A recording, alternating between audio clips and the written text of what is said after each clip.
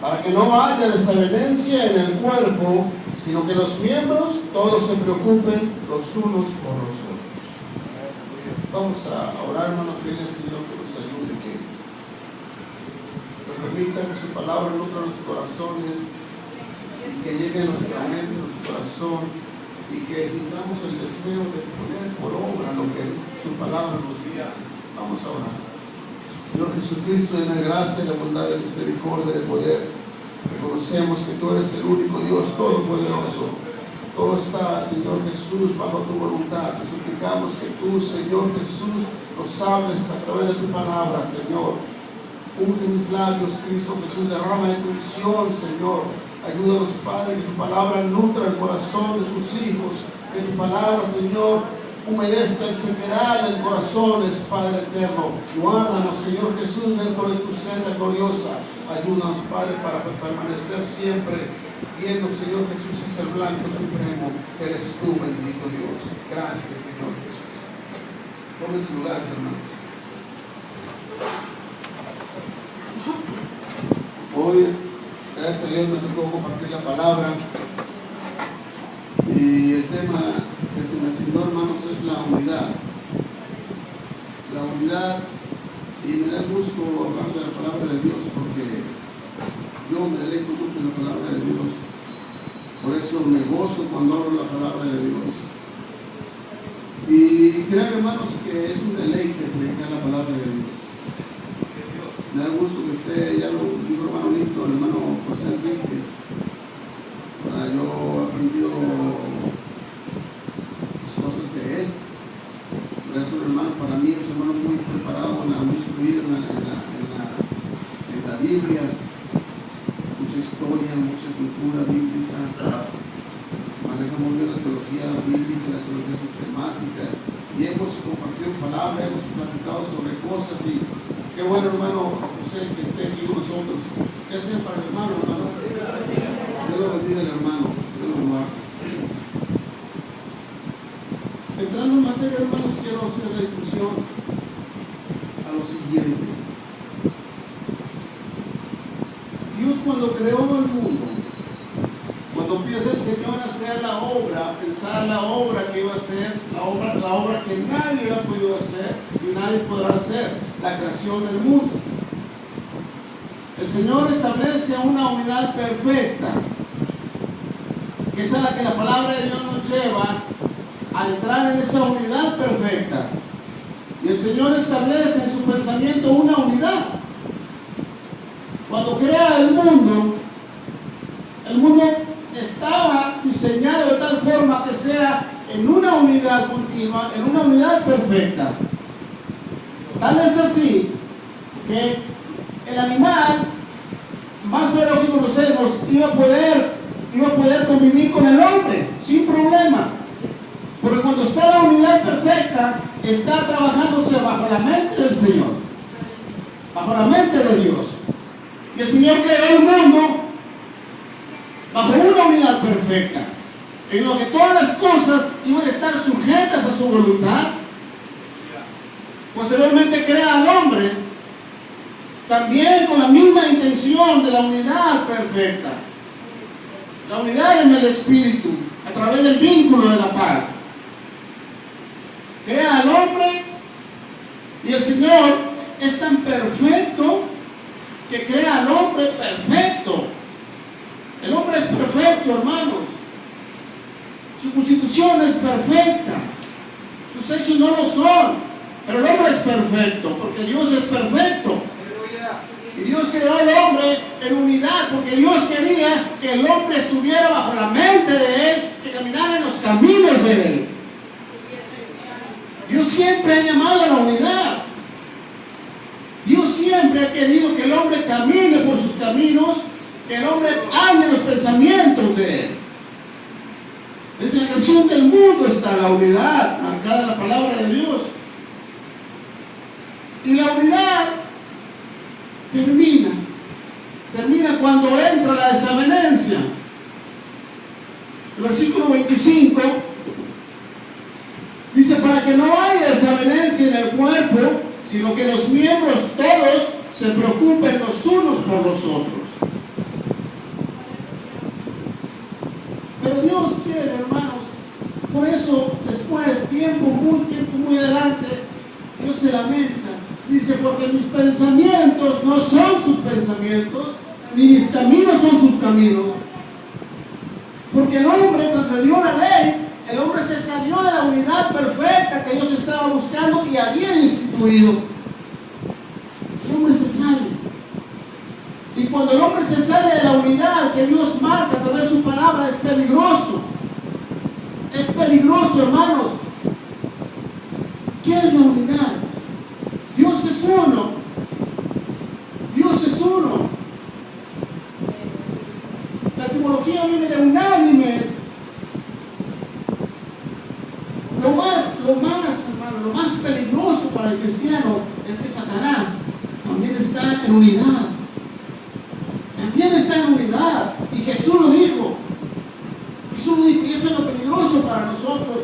Es lo peligroso que el diablo no se divide. Porque sabe que si se divide va a terminar, va a perder. Y la unidad, ¿qué es la unidad? Algo que no se puede separar, algo que no se puede dividir, es la ausencia absoluta de la desavenencia. Eso es la unidad. Algo que no se puede dividir, algo que no se puede separar, la ausencia absoluta de la desavenencia. La desavenencia es desunión. Desavenencia significa desunión. Pero hermanos, Dios, lo que establece Dios es algo perfecto. Así como Dios dice, yo no quiero que los que me sirvan estén en un estado de tibieza. El que no es conmigo, contra mí es. El que no junta conmigo, desparrama. Por cuanto eres tibio, o sea, no eres ni frío ni caliente, te vomitaré de mi boca. ¿Qué quiero decir con esto?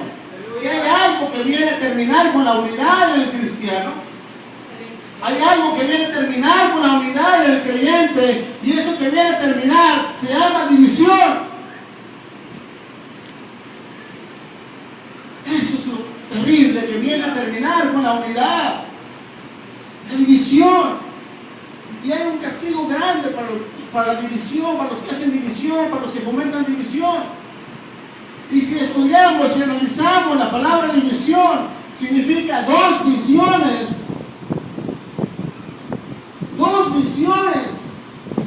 diferentes, dos maneras de pensar muy diferentes la una de la otra. ¿Podrán caminar dos si no estuvieran de acuerdo? Esto es para pensar, esto es para meditar, hermano. La división viene a romper con la unidad que Dios marcó desde el principio de la creación. Dios es uno. Y si nosotros fuimos creados por el que es uno, debemos ser uno con Él. Mi pensamiento debe ser el pensamiento de Dios, mis caminos deben ser los caminos de Dios. Bendito sea el Señor. Bendito sea el Señor. Es algo terrible, hermanos. Que la división no viene a terminar con la unidad. Parece que en el libro de Tito, capítulo 3, versículo 10, dice que hay de aquel de los que causan divisiones. Hay de aquel de los que causan divisiones.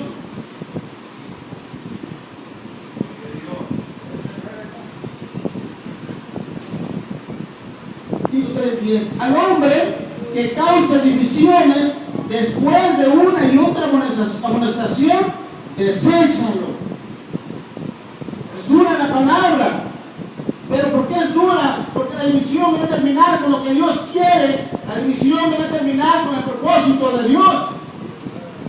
Por eso dice la palabra, al hombre que causa divisiones, deséchalo, sabiendo que el tal se ha pervertido.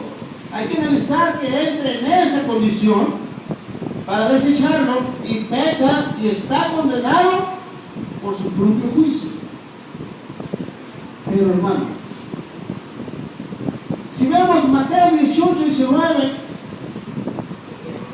Eclesiastés 4, 12, nos damos cuenta que la unidad genera poder. La unidad genera poder. Y si vemos también en Marcos 3, 24 y 25, vemos que la división genera destrucción. Son dos caminos, dos visiones diferentes, muy diferentes, formas de pensar la una de la otra. No podemos caminar. Cuando mi pensamiento es el pensamiento de Dios, es el pensamiento de usted. Cuando el camino por el que yo ando es el camino de Dios, es el camino de usted, genera poder.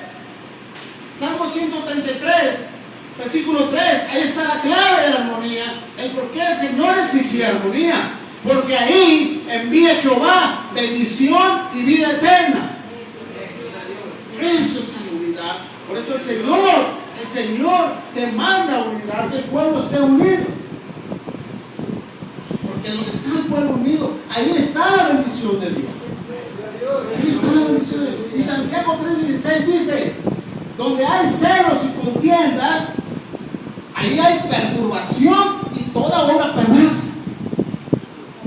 ¿Vean cómo es lo contrario? Es lo contrario. El tema es el poder de la unidad. El poder de la unidad. ¿Cómo opera la unidad? ¿Cómo opera la unidad? Cito unos ejemplos. En una familia, todos tienen metas o propósitos diferentes. Y eso no digo que es malo, es bueno que todos tengan sus propósitos, sus metas a alcanzar. Pero cuando no se camina en la forma correcta, esos metas, esos propósitos se ven frustrados y no se cumplen. Porque no caminan en unidad. Pero cuando la familia se pone de acuerdo y dice, vamos a cumplir el propósito de mi papá, vamos a cumplir el propósito de mi mamá, vamos a cumplir el propósito de mi hijo, vamos a cumplir entre todos el propósito de mi hija, es cuando se logran los propósitos. Cuando todos se ponen de acuerdo para trabajar por el bien del otro, no importa lo que yo tenga que dejar de hacer para que mi hermano esté bien. No importa. No debe de importarnos. Satanás es perverso. Marcos 3:26. Marcos 3:26 dice, y si Satanás se levanta contra sí mismo y se divide, no puede permanecer, sino que ha llegado a su fin. ¿Ven cómo Satanás trabaja en unidad?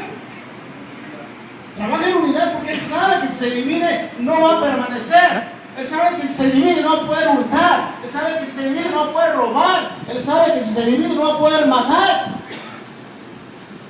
Por eso no quiere perder fuerza y permanece en su propósito, permanece en su unidad. Satanás, que es perverso, trabaja en unidad. Sabe lo que la unidad genera fuerza, sabe que la unidad genera fuerza. Por eso promueve entre los cristianos la división y el desorden. Por eso, Satanás sabe que la unidad genera fuerza y poder y promueve entre los cristianos la división y el desorden.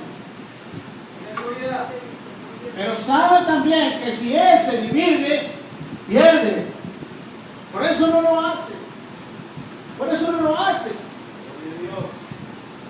Y Jesús mismo está diciendo esto, hermanos, que Satanás no puede dividirse. Y eso lo dijo porque cuando andaba echando fuera un demonio, un espíritu de sordera y de ceguera, lo echa fuera. Y como andaban gentes tras de él, andaban en otra visión, no era la visión de Dios, andaban queriéndolo hallar en algo para poder prender. Y le dicen, es que tú echas fuera esos demonios por el espíritu de Belcebú,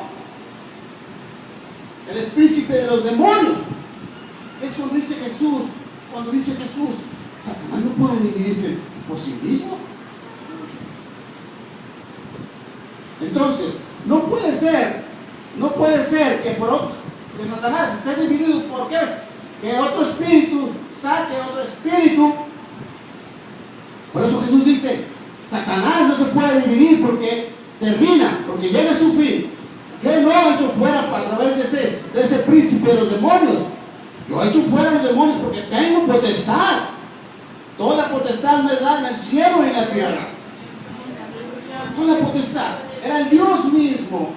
Jesús oraba por la unidad. Si vemos el libro de Juan, el capítulo 17, ahí está plasmada la unidad, plasmada la intención de Dios. Juan 17, si vemos el versículo 11, fíjense cómo dice, hermanos. Y ya no estoy en el mundo, mas estos están en el mundo, y yo voy a ti. Padre Santo, a los que me has dado, guárdalos en tu nombre, para que sean uno, así como nosotros. Y a los que me has dado, te estaba refiriendo a los apóstoles, a los discípulos. Guárdalos en unidad, guárdalos en unidad.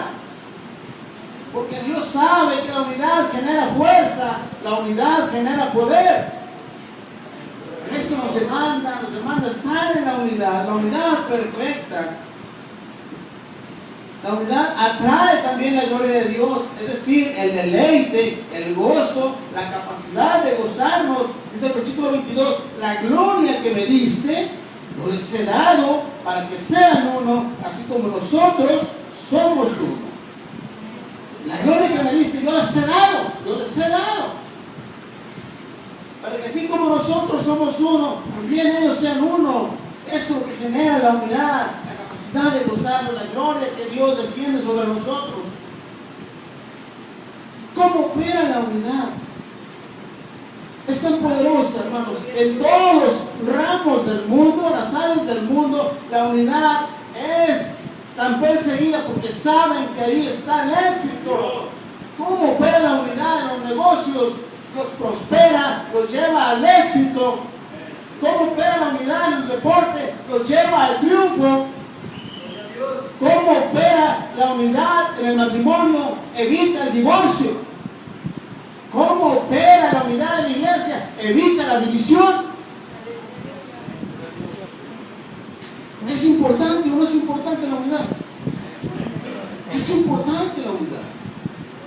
Dios nos llama a la unidad porque Dios sabe que estando en la unidad envía Él la bendición y la vida eterna. Por eso es importante. ¿Qué beneficios trae la unidad? ¿Qué beneficios? Lo podemos ver en el libro de Eclesiastés, capítulo 4, versículos del 9 al 12. Versículo 9 dice que en el trabajo hay mayor provecho. Mayor provecho. Versículo 10 dice que provoca una ayuda mutua. Y si vemos Eclesiastés, fíjense cómo dice, hermanos, capítulo 9, versículo 10, genera una ayuda mutua. Dice, todo lo que te viniere, capítulo 4, versículo 10 dice, porque si cayeren, el uno levantará a su compañero, pero hay del solo, que cuando cayere no habrá segundo que lo levante. La unidad provoca una ayuda mutua, los unos para con los otros, que no haya esa ganancia, que yo vea por mi hermano, que mi hermano vea por mí. Versículo 11 provoca cuidado mutuo. El versículo 11 dice, también si dos durmieran juntos, se calentarán mutuamente. Mas ¿cómo se calentará uno solo? ¿Cómo se calentará? La unidad también provoca protección mutua, dice la palabra. Y si alguno prevaleciere contra uno, dos le resistirán. Y cordón de 3 dobleces no se rompe pronto. ¿Traerá beneficio la unidad o no traerá, hermanos? Está en la palabra de Dios. Está en la palabra, pero ¿cómo lograr la unidad? Si leemos la carta a los hermanos de Filipos,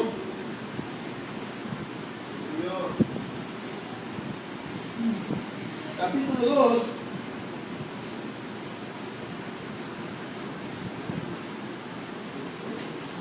¿cómo lograr la unidad? Esa es algo bien especial. El apóstol Pablo decía, bien especial, hermana Irma, bien especial. ¿Cómo lograr la unidad? Vamos a ver. Dice el versículo 2.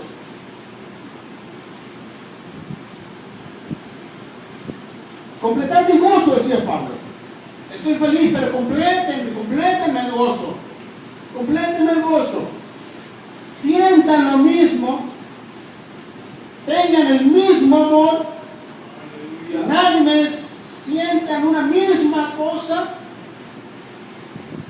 Así se logra la unidad, sintiendo lo mismo, teniendo el mismo amor, siendo unánimes, sintiendo una misma cosa, no mirando cada uno por lo suyo propio, sino cada cual también por lo de los otros. Así se logra la unidad. Sintiendo lo mismo, teniendo el mismo amor, siendo unánimes, sintiendo una misma cosa, no mirando cada uno por lo suyo propio, sino cada cual también por lo de los otros.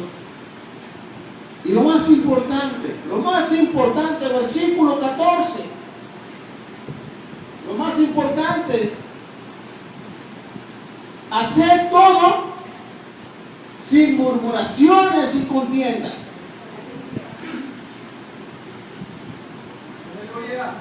Porque cuando hay murmuraciones y contiendas, es porque no hay unidad, porque no se siente lo mismo, porque no se persigue lo mismo, porque no es el mismo amor, porque todos tienen el mismo pensamiento. Hacer todo sin murmuraciones ni contiendas tampoco. ¿Y cuál es el modelo? ¿Cuál es el modelo de la unidad espiritual?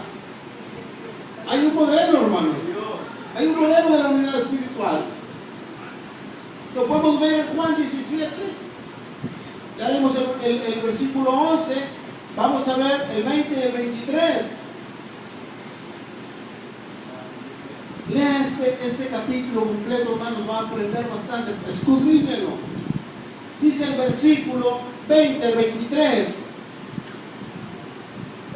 Mas no ruego solamente por estos, sino también por los que han de creer en mí por la palabra de Dios. Ven cómo la unidad proyecta a un estado futuro. No se concreta Dios a que los que ya estén o entren en la unidad, sino que los que se van a agregar, se van a adherir a las iglesias, también entren en la unidad. Y está diciendo aquí, no ruego solamente por estos, sino también por los que han de creer en mí por la palabra de ellos. Por la palabra de ellos, para que todos sean uno, como tú, oh Padre, en mí y yo en ti, que también ellos sean uno en nosotros, para que el mundo, ahí está lo interesante, si no es así, si los que vienen no vienen a integrarse a una unidad que ya debe estar establecida en la iglesia, si no es así, fíjense bien lo que pasa, el mundo no va a creer que Jesús fue enviado por Dios. Lo dice su palabra. Dice, para que el mundo crea que tú me enviaste. Tienen que ver que esté la unidad de Cristo reflejada en nuestra manera de vivir, en nuestro modo de vestir, en nuestro modo de actuar, en nuestro modo de hablar, la semejanza de Dios. El carácter. La gente tiene que ver reflejado eso. ¿Cómo yo puedo decir que estoy en unidad con Dios, en comunión con Dios, si mis actos son diferentes a la unidad? Si mi visión no es la misma visión de Dios, si el camino por el que yo ando no es el camino de Dios, ni tampoco ando en el pensamiento de Dios. No puedo hacerlo. El mundo tiene que creer que Jesús vino a morir por él, que vino a morir por sus pecados, que vino a darles una salvación. Pero cuando vean que la iglesia está unida y agarra fuerza y se hace notar que impacta en el mundo va a creer que realmente Jesús vino a morir por sus pecados y hay una salvación que le espera. también dice, la gloria que tú me diste, yo les he dado, o sea, los vistió de gloria, su unción, para que sean uno, así como nosotros somos uno. Y aquí viene otra cosa. Yo en ellos, tú en mí, para que sean perfectos en unidad, para que el mundo ahora conozca. Decía que para que el mundo crea, ahora dice para que el mundo conozca que tú me enviaste y que los has amado a ellos como también a mí me has amado. Si el mundo no ve que el amor de Dios está reflejado en los cristianos, no va a conocer a Dios. La misma palabra de Dios dice, el que no ama, no conoce a Dios, porque Dios es amor. Y el fruto que da Dios es una unidad. Por eso dice el fruto, no los frutos, es singular. Es un combo: amor, gozo, paz, paciencia, benignidad, bondad, fe, mansedumbre, templanza. Es el fruto de Dios, el fruto del Espíritu Santo. Y es unidad, por eso la Biblia lo define como el fruto. Es una unidad perfecta, hermanos. Gálatas 3:28. ¿Cuál es el modelo de la unidad espiritual? Gálatas 3:28.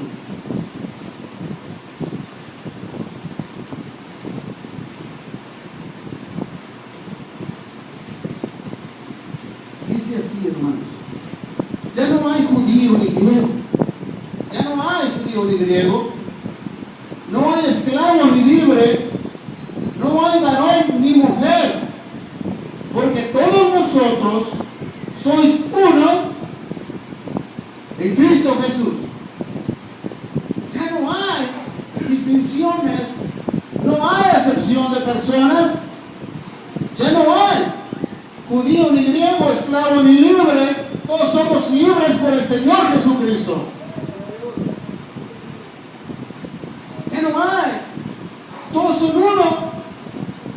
Entonces, el modelo de la unidad espiritual es el amor de Dios, la convivencia, la gloria de Dios, el amor de Dios sobre los cristianos entre los cristianos para con Dios. Dios es el modelo de una unidad espiritual. No hay otro. Vemos también que la paz juega un papel muy importante, la paz para la unidad.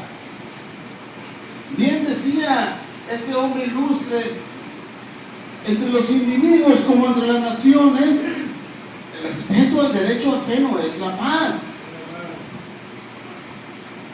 El respeto al derecho ajeno es la paz. Y lo contrario a eso es un quebradero de dientes.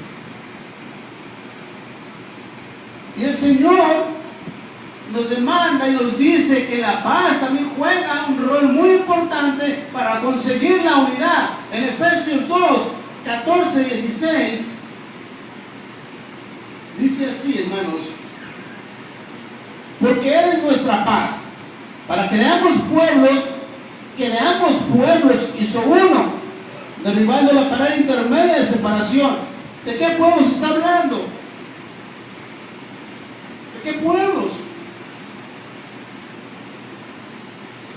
Aboliendo en su carne, fíjense bien, hermanos, hay que entender este versículo: aboliendo en su carne las enemistades, la ley de los mandamientos expresados en ordenanzas, para crear en sí mismo de los dos un solo y nuevo hombre, haciendo la paz, de los judíos y los gentiles, de los judíos y los griegos. De dos pueblos hizo uno solo. Aboliendo, eso es lo más triste para nosotros, lo más doloroso que nos debe de calar. Aboliendo en su carne las enemistades. Se está refiriendo cuando Cristo pagó en la cruz. Él le dio fin a todo el acto pecaminoso del hombre, perdonó los pecados, dio la oportunidad de salvación. El hombre se ha encaminado mal, fuera del camino, fuera de los pensamiento de Dios y sigue pecando. El libro de Génesis dice que los pensamientos del hombre van de continuo hacia el mal. De continuo hacia el mal. Colosenses 3:15. Y la paz de Dios gobierna en vuestros corazones, a la que asimismo fuisteis llamados en un solo cuerpo, y sed agradecidos. Sed agradecidos. Entonces la paz de Dios nos debe gobernar. La paz de Dios tenemos que transmitirla al pueblo, y la paz es el vínculo perfecto de la unidad. Es el vínculo perfecto de la unidad. Lo puede encontrar en Efesios 4:3. Orar. Porque ahí, hermanos, donde la iglesia está unida, hay fuerza. Lo fácil se dobla, lo fácil se rompe. La unidad trae poder. Cuando hay unidad, Dios tiene el control de esa iglesia. Cuando hay unidad, la iglesia piensa en los pensamientos de Dios, anda dentro de los pensamientos de Dios. Y lo más importante, procuremos andar en la unidad, porque ahí envía Jehová bendición y vida. Dios quiera, hermanos, Dios quiera que estas palabras nos hayan llenado el corazón, y que tratemos nosotros de entender que no nos conviene estar en otra visión. No nos conviene estar en otra visión. La visión de Dios es bien clara. Anden en mis caminos, anden bajo mis pensamientos, ámense los unos a los otros, hagan todo sin murmuraciones ni contiendas. Ni contiendas, porque hay que tener cuidado, que se dice que todo trabajo de hombre de excelencia, todo trabajo de excelencia causa envidias en el hombre. Causa envidias en el hombre. Y si le damos lugar a la unidad del diablo, vamos a ser derrotados. Nos corresponde estar en la fuerza que da la unidad perfecta, que es Cristo Jesús, nuestro Dios Todopoderoso. De mi parte, hermanos, Dios les bendiga. Dios les bendiga, y Dios quiera que pongamos por obra lo que su palabra nos enseña. Dios les bendiga. Es igual que el cargo del hermano Raúl.